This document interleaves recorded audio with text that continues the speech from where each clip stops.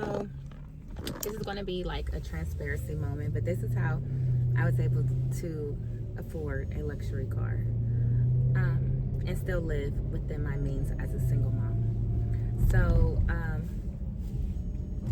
I drive a Benz, and it takes about $500 a month to fill the tank up, especially with this inflation.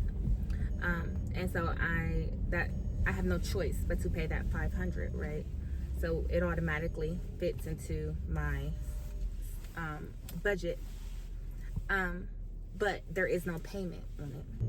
And so in the divorce order, I have to give the Benz back.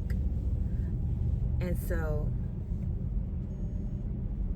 my idea was that since I pay $500 a month in gas, then I can at least get a nice luxury car that I like.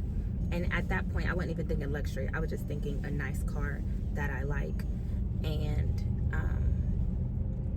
as long as I keep it at between $300 and $500 a month to pay it. Now, ever since about 2 years before I even left my husband, God laid it on my heart to fix my credit. And it wasn't that I wanted anything, because we had 2 Benz, we had a house already.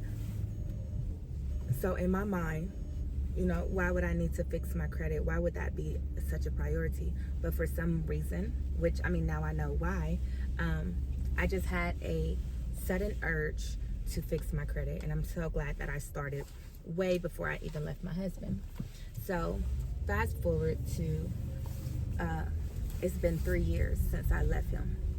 So that's about 5 years of me working on my credit and paying everything on time, being a very good steward of my money. Oh my God, it is so many people in here to pick up my food.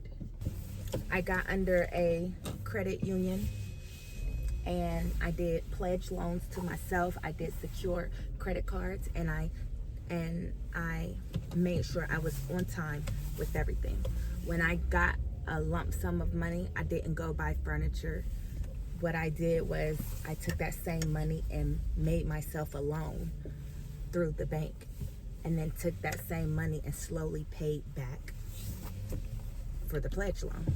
So that helped my credit tremendously. All the things that I was doing was helping my credit tremendously.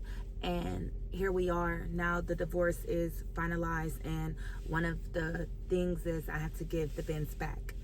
So in order to keep, in order to stay within my means of my income, I was like, okay, although I don't want to make a car payment, it's going to look good for my credit. It's good to have a car payment on your credit, and I haven't had one in years. And I do feel like if I go down to a smaller car, it will bring my gas down a lot, and I can just make payments. I can make payments. I didn't want anything owed that I would be stressed out about, always trying to get fixed. Because I've had my fair share of those days, and that's not the life that I want to live. And so I sat on it.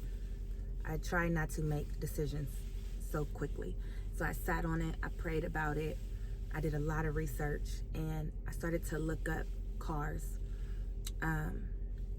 good cars that last, you know, and wasn't high for it. The price of the upkeep was not high. And I found that, and so Honda Civic was one of them, Toyota Camry was one of them, and it was, I realized that to get 2021, 2022, a newer car, it was about $30,000. And so I'm like, okay. So being that I built good credit, I knew that I would get that or even more for a car loan. And so all the luxury cars never crossed my mind, because I'm like, I don't want to do 50,000 or higher, and I know that's what they all are. And so I still did research just to be safe. Like, what is the cheapest luxury car that the upkeep is also cheap? And the cheapest one was BMW. BMW just came out with, I guess they were mocking Mercedes, because Mercedes-Benz came out with a version of their car, but they made it to where it's affordable. And so BMW, with Mercedes-Benz being BMW's competition, BMW copied that same technique. They created a car that was cheaper and more smaller, so that people who want a luxury car and still be on a tight budget can be able to afford it. And so when I realized that the BMW is the same price as the Honda Civic, and so then I started doing research about the BMW, and I should probably go inside and get my food. So another way that I manifested a luxury car as a single mom was when I was married. I had this dream of actually what I look like today and how my life is today, except for I didn't think that I would be single. And it's just funny how things work, but I used to visualize my life right now and how happy I am, how peaceful I am, even the way that I look. Visualize it and really feel it and be happy and grateful that I looked the way that I did. And I had a nice savings account, and I would visualize my kids learning a second language. I would visualize them being in an instrument lesson. And then my life just started turning upside down, and I was so stressed out. I had no idea God was moving things in place for me to get my dream life. And I was really stressed out about this new life. I had a lot of panic attacks because I didn't know what to expect as a single mom, and I thought that I was going to go backwards financially. I thought that my credit was now going to be messed up because of the sacrifices that I have to make as the sole provider of my children. God is real. God is amazing, and He rewards the people that believe in Him. He rewards the people that push through and trust Him, even though you're going through something that doesn't look too glamorous. And I also visualize good credit. When I was with my husband.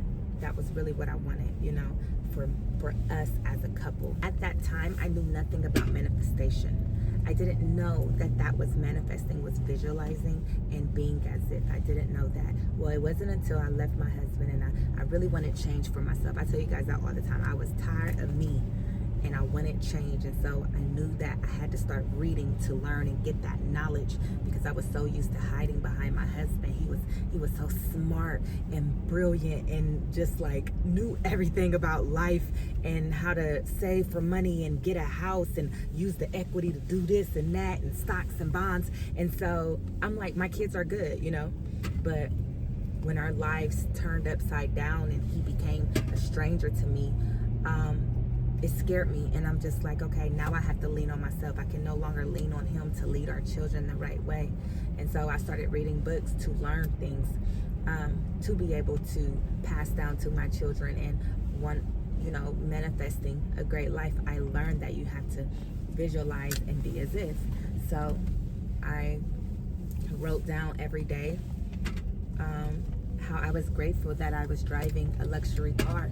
And I had a Benz, so it's like I kind of already am driving a luxury car. However, it's not necessarily mine legally.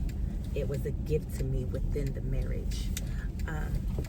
So I always wrote down how grateful I was, and even when I was driving my Benz, I would still pretend like it was something even greater. It was mine, and it was luxury, and I did that, I did that a lot. I think almost every day until it became me. And I would just so happy. You know, this is the old Benz, and so a lot of things would be wrong with it, and it would be like $3,000 to fix one thing, and I was stressed out. Like, I cannot keep up with this car.